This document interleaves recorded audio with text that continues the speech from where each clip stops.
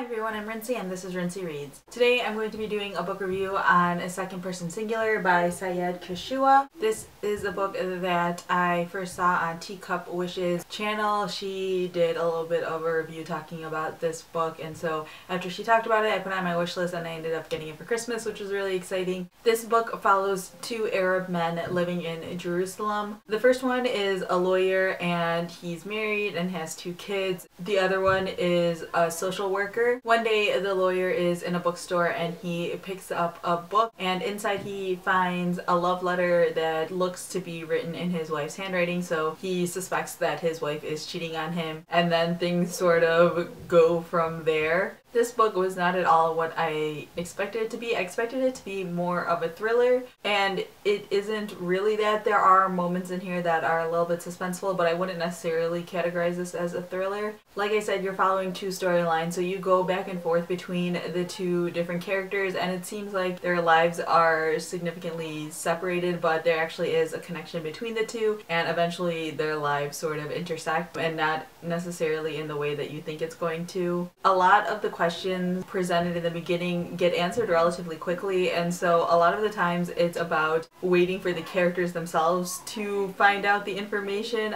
Because you're switching back and forth between characters, you see things happening that you know will affect the other one, and so it's about basically just waiting for the character to become affected by it. But that doesn't mean I didn't love this book. I still really enjoyed this book. It kept me interested because I really wanted to see how everything was going to play out in the end. Even though you know things are going to happen, you don't necessarily know how the characters are going to deal with those situations, so that's kind of what I was waiting for. One of the biggest problems, I guess I would say, I had with this book is with the lawyer's narrative. You start off with his perspective and you spend a pretty significant amount of time with him, and it's presented to you that he is a specific type of person. Specifically, he is kind of liberal and wants to be an intellectual and things like that, and then as soon as he finds out that his wife might be cheating on him, even before anything can be confirmed, just as literally as soon as he sees the letter, he turns into literally a crazy person. Like, he refuses to believe anything his wife says to him anymore, and he has all of these really crazy thoughts about her and her potential lover, and he like literally just becomes a completely different person. And it was just such a weird thing to experience because it feels like the character that you see in the beginning is not the same character that you see after a certain point. And I wonder if that was necessarily done on purpose to show how you may think of yourself as one way, but then your true colors come to light after you have to deal with a certain situation.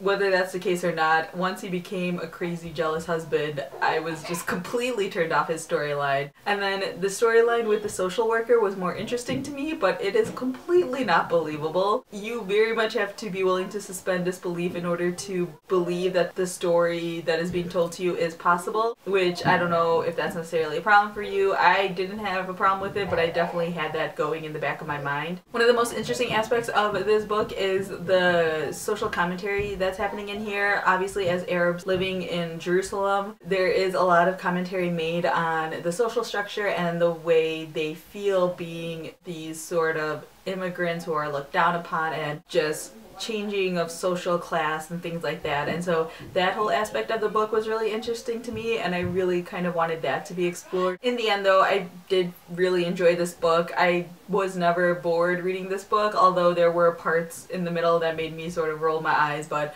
I kept reading and I kept going because I just wanted to see how things would turn out with these characters. So I ended up giving this a 3.5 out of 5 stars. It was good, but it wasn't exactly what I wanted it to be, but I felt bad knocking it down for that. So yeah, those are my thoughts on Second Person Singular. If you have read this book, feel free to leave your comments down below, or if you want to read this book and have any comments or questions, feel free to leave that as well. So yeah, that's all I have for now. Thanks for watching.